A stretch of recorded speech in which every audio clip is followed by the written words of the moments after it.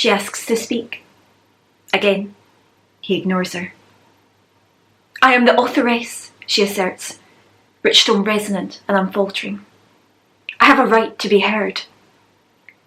If I hear another word out of you, Miss Hall, I will hold you in contempt of court. Sir Chartres Byron's own contempt makes his lip curl, wrinkling as if against a bitter taste, the vole-like little eyes behind his spectacles shrivelling further to fix on her. Sit down now. Petite though she is, there's an Amazonian power in that stance, thinly repressed anger rippling along the taut lines of her limbs and that straight, aristocratic spine. From the corner of the courtroom, a lumbering policeman approaches. Words of caution are offered. It is shameful, is her outraged response. Dark eyes blackened by rage, she forms a fist. Fingers slim, nails unpolished yet neatly trimmed. Something in the move makes my thoughts turn to a bird of prey. The hand she writes with, sharp enough to claw these pompous, pathetic fools into strips. She has no wings, naturally, but wears an equally resplendent velvet cape. The black fabric swings balletically as she, in her own time, resumes her seat. I'm lucky to have a seat myself, especially this one. All last week, I was stuck at the back, craning my neck to steal a glance at her before returning home each day tired and twisted. Of course, this prominent position comes with risks, significant ones. Yet as we approach closing statements, the public gallery is so tight-packed with gawking observers that no one notices a pale-faced boy like me. A pale-faced boy who knows how to keep her head down. The stolen jacket swamps me, triple-cuffed sleeves slipping down to envelop my thin wrists. Slung over frustratingly narrow shoulders, I feel the literal pressure of subterfuge bearing down on my bones. But I can breathe. No longer suffocated by fat taffeta flounces, liberated from the sinister prickling of silk as it slithers across my skin. I'm free to listen, to watch, to write. Folk left and right ignore me, assuming I am a low-ranking cub reporter. For every second left of this case, I can scribble to my heart's content. Dear Miss Radclyffe Hall, I began on Monday. Dear John, I dared on Wednesday. Bold enough in the leather-bound privacy of my notebook to indulge in the nickname they say, according to the rumour mill in perpetual motion around me, she insists her close friends call her. Yet still a truthfulness was missing. I learned its power in her work. Today, I started my entry more simply. My love. She has love already. Plenty of it. I see it in faces all around this stuffy courtroom, feverish curiosity tipping over into the raw white heat of desire. They follow her every movement, gazes affixed to her fine porcelain features. Most sit with friends, a bold few beside their unobservant husbands. Lady Una Troubridge, like me, seems to need no one but John herself. Stationed at her partner's right hand throughout proceedings, she looks girlish yet birdish, as if ready to peck or perhaps claw at her beloved's persecutors. There was a scandal, they say, although I'm too young to remember it. A shocking disgrace when she left her ageing husband, a rear admiral, no less, to start her new life as John's companion. I have read what I could of it in library press clippings, preserving the most intriguing quotes between these very pages. Hiding them, I should say, so there was no chance of father seeing. The adroitness and cleverness of this book only intensify its moral danger. The prosecution reminds us, as if we needed it, of the words of James Douglas, the Sunday Express editor whose greedy clamour for circulation has sparked this entire debacle.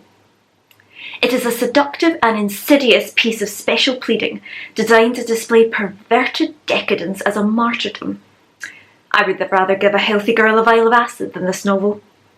Poison kills the body, but moral poison kills the soul. The insult sizzles upon impact, oozing into the ears of every observer. Lady Troubridge's face flushes, colour spreading over her cheeks in a web of spider-veined indignation. John stays ashen, stony, sombre. She turns away in disdain, profile silhouetting her aquiline nose and smooth waves of dark blonde hair slicked flat. A stylised coil curl sits at her ear, enveloping a large pearl stud that glints with the light. Good God, her angles make me dizzy. "All right, son." A concerned stranger leans over as I sway slightly in my seat. I grunt a response, gruffly non-committal as I can. My voice lacks John's timbre. I fear it will always be too feminine to pass. Court is adjourned. Her defence must wait until tomorrow. Onlookers jostle me as we weave our slow way towards the exit, vulgar jokes bandied back and forth by the real pressmen while we wait our turn to trickle out of the door.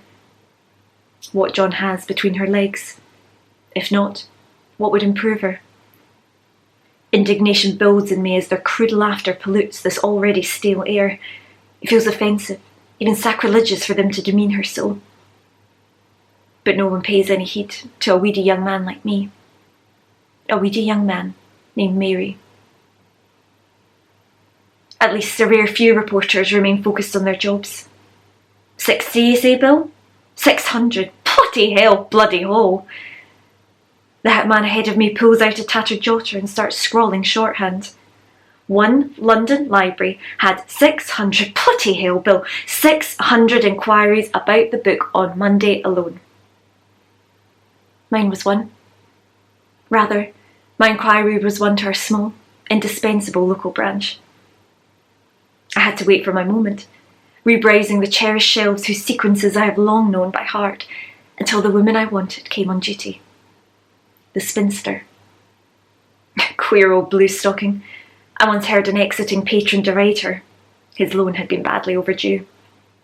But she has nothing but books in her life, if you can call that a life for a woman. For an ostensible fate worse than death, it sounded rather like heaven to me. Certainly closer than marriage. And so, I awaited her, the lady librarian with the sharp eaten crop and a violet peeking out from her blazer lapel. She seemed serious, even stern from a distance.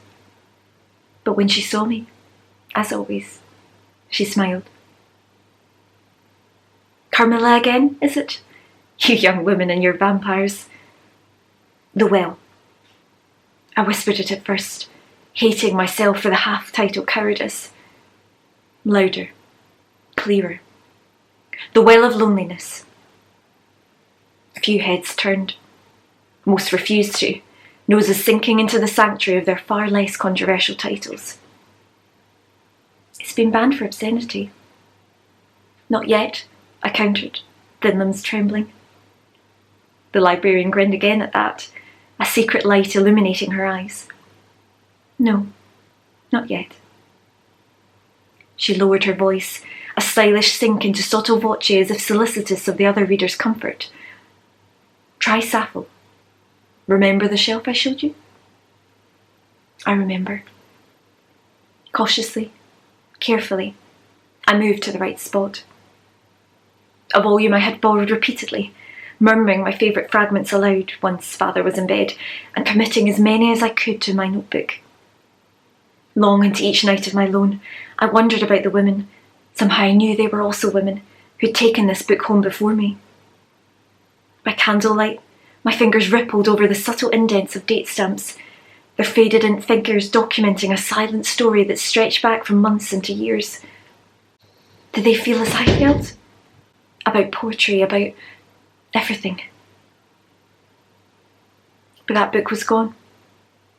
In its place sat an old cloth-covered text, distressed corners dog-eared and gilt spine letters peeling.